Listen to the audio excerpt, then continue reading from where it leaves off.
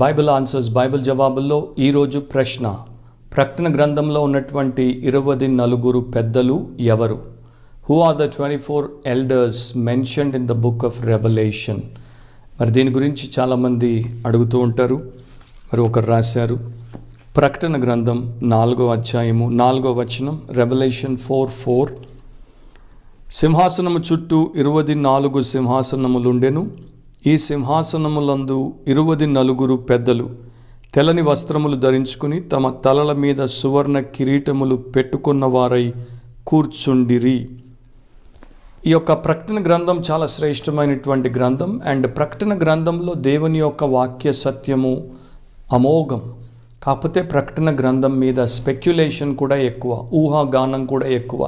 ప్రకటన గ్రంథపు వివరణ అనేకులు మంచివారు అండ్ అంత మంచిగా పేరుగాంచని వారు, అటు బైబిల్ పండితులు ఇటు మామూలుగా బైబిల్ని ఎరుగుదుము అనుకుని ప్రకటించినటువంటి పామర్లు రకరకాలుగా దాన్ని ఇంటర్ప్రెట్ చేసి, అంటే దాని యొక్క అర్థం చెప్పి దాన్ని విశ్లేషించి దానిని విభజించి బోధించేటువంటి ప్రయత్నం చేశారు. కనుక ప్రకటన గ్రంథం మీద ఉన్నటువంటి వ్యాఖ్యానాలు రకరకాలుగా ఉంటాయి. ఇది మనందరికీ తెలిసినటువంటి విషయం. అలాగే అలాంటి ఒకానొక పాఠ్య భాగము ఈ యొక్క 4వ అధ్యాయం 4వ వచనం, ఈ 24 ఎల్డర్స్ 24 పెద్దలు ఎవరు అన్నది కష్టతరంగా మారింది. వారి ఐడెంటిటీ, వారిని గుర్తించడం అనేది కష్టంగా మారింది. కనుక ఎప్పటి నుండో చాలామంది మంచి భక్తులుగా ఎంచబడినటువంటి వారు, మరి ఇతర శాఖలకు సంబంధించినటువంటి వారు, డినామినేషనల్ స్కాలర్స్గా ఎంచబడినటువంటి వారు దీని మీద రకరకాలుగా వ్యాఖ్యానించారు. అంటే దీని మీద రకరకాలుగా కామెంట్ చేశారు, వారి కామెంటరీల్లో రాశారు. నిజంగా ఇది ఖచ్చితంగా ఏంటి అని చెప్పడము ఎవరికి చేత కాదు. కాకపోతే ఇవ్వబడినటువంటి వాక్యపు సత్యములను బట్టి, స్క్రిప్చురల్ ట్రూత్ క్లూస్ని బట్టి మనము ఒక అవగాహనను కల్పించుకోవచ్చు. ఫర్ ఎగ్జాంపుల్, ఒక పాతకాలపు భక్తుడు దీని గురించి ఈ రకంగా ఆయన గ్రంథంలో రాశాడు. 6 రకములుగా దీన్ని మనం చూడొచ్చు అని చెప్పాడు. ఒకటి, 24 మంది పెద్దలు నక్షత్రములై ఉండాలి. అంటే నిజంగానే ఈ యొక్క ఆస్ట్రాలజికల్ స్టార్స్ నక్షత్రాలు అయి ఉండాలి, అంతరిక్షంలో ఉండేటువంటి నక్షత్రాలు అయి ఉండాలి అన్నాడు. లేకపోతే దేవదూతలు అయి ఉండాలి అన్నాడు. లేకపోతే పాత నిబంధన పరిశుద్ధులు, ఓల్డ్ టెస్టమెంట్ సెయింట్స్ అన్నాడు. 4వది, పరిశుద్ధులందరికీ సాదృశ్య రూపములో పరలోకమందున్నటువంటి ప్రతినిధి దూత గణం అని అన్నాడు. 5వది, పాత నిబంధనలో ఉన్నటువంటి 12 గోత్రాల పెద్దలు, నూతన నిబంధనలో ఉన్నటువంటి 12 మంది అపోస్తలు 24 అని అన్నాడు. లేకపోతే ఇక పాత నిబంధనలో ఉన్నటువంటి ప్రవచనాత్మకమైన సందేశమును తెచ్చిన 24 పుస్తకాలకు సూచన అని కూడా చెప్పాడు. సో ఇది ఒకప్పుడు చెప్పబడినటువంటి విషయం. ఇది ఒక జస్ట్ ఎగ్జాంపుల్ కొరకు నేను మీకు చెప్తున్నాను. ఇలాంటివి చాలా ఉన్నాయి, చాలా రకాలుగా చెప్పారు. కాకపోతే ప్రధానంగా ఎక్కువ మంది సూచించినటువంటి విషయాలు ఏంటి అంటే, వారు దేవదూతలై ఉండాలి ఒకటి, ఎక్కువ మంది చెప్పేది. 2వది, వారు పాత నిబంధన క్రొత్త నిబంధన పరిశుద్ధులై ఉండాలి. 12 మంది పాత నిబంధనకు, 12 మంది క్రొత్త నిబంధనకు మరి వారు సాదృశ్యమై ఉండాలి అని చెప్పారు. తర్వాత వారు మరి కాదు, ఈ యొక్క క్రొత్త నిబంధనలో ఉన్నటువంటి సంఘానికి ప్రాతినిధ్యం వహించేటువంటి పరిశుద్ధులై ఉండాలి అని చెప్పారు. అండ్ ఇంకా రకరకాలుగా చెప్పారు. కానీ ప్రధానంగా ఈ 3 విషయాల గురించి మనం వింటాం. కాకపోతే దీంట్లో దేవుని యొక్క వాక్యము నుండి మనము తీసుకోగలిగినటువంటి కొన్ని క్లూస్ని బట్టి చూచాయగా, ఇండికేటివ్గా ఏమి నిజంగా అయి ఉంటుందో నేను మీకు బిబ్లికల్ ఆన్సర్ ఇస్తాను. వీరు దేవుని దూతలు అయి ఉండకపోవచ్చు. They may not be the angels of God. ఎందుకంటే వీరు పెద్దలు అని పిలువబడ్డారు. బైబిల్లో జాగ్రత్తగా కొత్త నిబంధన చదివితే పెద్దలు అనేటువంటి పదము, లేకపోతే పెద్దలు అనేటువంటి విషయము most of the time human ఎల్డర్స్కి, మానవ పెద్దలకు సూచనగా లేకపోతే వారిని గురించి మాట్లాడేటువంటి ఒక పదముగా వాడబడింది. న్యూ టెస్టమెంట్లో మీరు తీసుకోండి, సంఘానికి పెద్దలని మీరు తీసుకోండి, లేకపోతే కొత్త నిబంధనలో చివరి గ్రంథమైనటువంటి ప్రకటన గ్రంథంలో మీరు తీసుకోండి. ఒక డిస్టింగ్విష్డ్ రీతిలో, అంటే వ్యత్యాసాన్ని చూపించేటువంటి రీతిలో పెద్దలు అంటే వారు మనుష్యులు, వారు దేవుని యొక్క విషయాల్లో అనుభవము జ్ఞానము కలిగినటువంటి వారు అన్నదాన్ని సూచించుటకు వాడబడిందే తప్ప వారు దేవుని యొక్క దూతలు అన్నది సూచించుటకు వాడబడలేదు. ఈ పెద్దలకు ఉన్నటువంటి లక్షణం ఏంటి?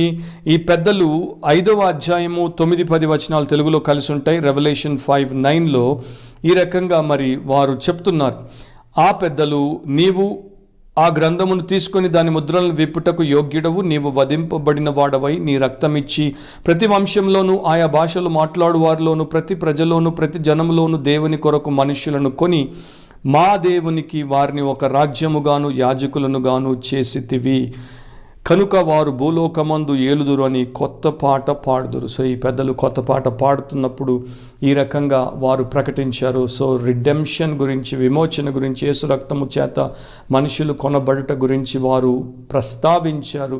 అంటే వీరు విమోచింపబడిన వారై ఉండుట దానికి మరి నాంది పలుకుతోంది, లేకపోతే అది సూచనగా ఉంది. దూతలు విమోచింపబడాల్సిన అవసరం లేదు, విమోచింపబడరు. మనుషులే పాపము నుండి యేసుక్రీస్తు ప్రభు శిలువ కార్యం ద్వారా విమోచింపబడతారు. గనుక ఈ పెద్దలు విమోచింపబడినటువంటి మనుషులై ఉండాలి అన్నది ఆలోచన. ప్రకటన గ్రంథం 2వ అధ్యాయం 10వ వచనంలో కూడా మీరు చూస్తే వీళ్ళు రిడీమ్ చేయబడిన వారు మాత్రమే కాదు, వీరు రివార్డ్ని కూడా అందుకున్నటువంటి వారు, వీరు బహుమానాన్ని ప్రతిఫలంగా పొందినటువంటి వారు. రెవల్యూషన్ 2:10, ఇదిగో మీరు శోధింపబడినట్లు అపవాది మీలో కొందరిని చెరలో వేయింపబోచున్నాడు, 10 దినములు శ్రమ కలుగును, మరణం వరకు నమ్మకముగా ఉండుము, నేను నీకు జీవ కిరీటం ఇచ్చేదను అని ప్రభు చెప్పాడు. సో వీరు అక్కడ సింహాసనం మీద కిరీటముతో ఉన్నారు. కనుక ఈ పెద్దలు విమోచింపబడి బహుమానమును ప్రతిఫలముగా పొందిన వారై మానవ పెద్దలై ఉండాలి. కనుక వీరు మరి మహిమ పొందినటువంటి స్థితిలో, అంటే they seem to be in a glorified state, కనుక ఇది ఏంజల్స్ అయి ఉండరు అన్నది భక్తుల యొక్క అభిప్రాయం. అండ్ అది కరెక్ట్ అని నా అభిప్రాయం.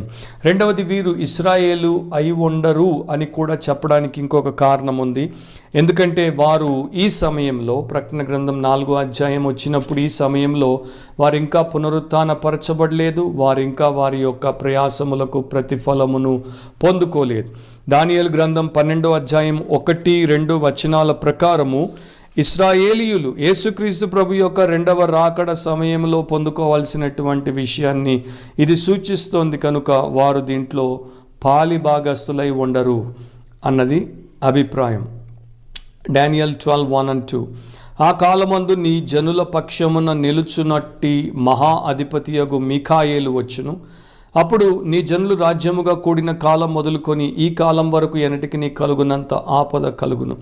అయితే నీ జనులలో గ్రంథమునందు దాఖలైన వారెవరో వారు తప్పించుకొందురు, మరియు సమాధులలో నిద్రించు అనేకులు మేలుకొనెదరు, కొందరు నిత్య జీవం అనుభవించుటకును, కొందరు నింద పాలగుటకును, నిత్యముగా హేయులగుటకును మేలు కొందురు అని రాయబడింది.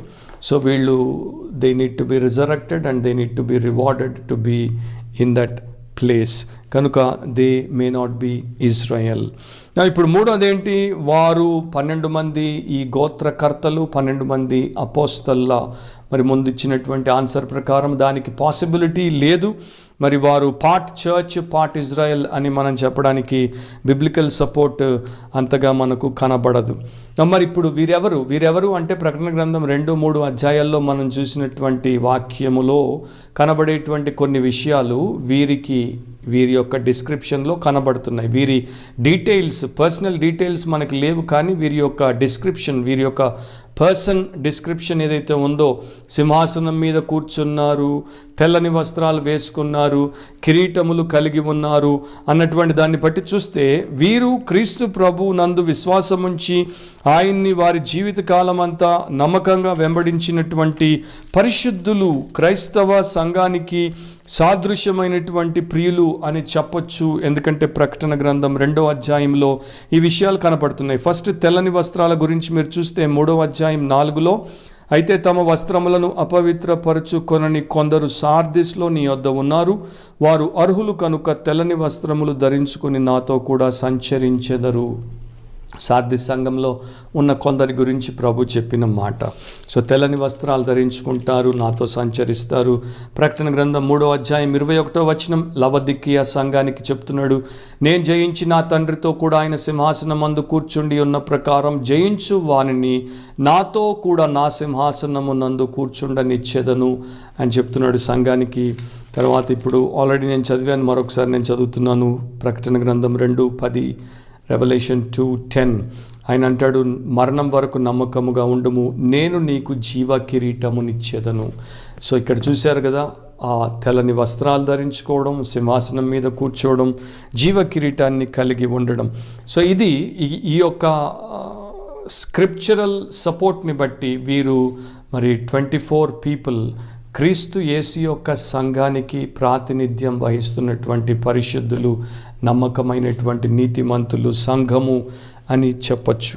24 అనేటువంటి లెక్క గురించి కూడా బైబిల్ పండితులు రకరకాలుగా ఆలోచించారు. కానీ చాలామంది చెప్పేది ఏంటంటే ఓల్డ్ టెస్టమెంట్ ప్రీస్ట్హుడ్ ఈ యొక్క ఆర్డర్ వారు 24 మరి ర్యాంకులుగా, అంటే రొటేషన్ ప్రకారం వారు దేవుని యొక్క ఆలయంలో సేవ చేయాలి కనుక 24 తరగతులుగా వారు విభజించబడి సేవ చేశారు కనుక దానికి ఇది ఒక సాదృశ్యము, సూచన అయి ఉండాలి అన్నది బిబ్లికల్ అభిప్రాయం. సో నా ప్రియమైనటువంటి సహోదరులారా, 24 పెద్దల గురించి దేవుడు కంప్లీట్ వివరాలు మనకి ఇవ్వలేదు. కానీ వాక్యంలో ఆయన చూపించిన సూచనలను బట్టి ఈ రకంగా మనం అనుకుంటున్నాం, నమ్మకమైనటువంటి వారికి ఆయనతో ఏలేటువంటి గొప్ప ధన్యతనిస్తానని మత్తయి సువార్తలో 19వ అధ్యాయం 27 నుండి 29 వరకు ప్రభు అయిన యేసు చెప్పాడు. కనుక ఈ రకంగా చూసినప్పుడు 24 మంది పెద్దలు ఈ విషయాల్లో కరెక్ట్గా ఫిట్ అవుతున్నట్టు కనపడతారు. కనుక ప్రార్థన చేయండి, ఇంకా వాక్యం చదువుతూ ఉండండి. ప్రభు మనల్ని ఇంకా వాక్యపు లోతుల్లోనికి నడిపించున్నట్లు ఆయన సహాయము చేయునుగాక. మీరందరూ కూడా దేవుని వాక్యం చేత బాగా మరి బలమైనటువంటి విశ్వాసులుగా ఉండాలన్నది నా ప్రార్థన. తిరిగి మరొక ప్రశ్నతో కలుసుకునేంత వరకు దేవుడు మిమ్మల్ని దీవించునుగాక. God bless you. ఆమెన్.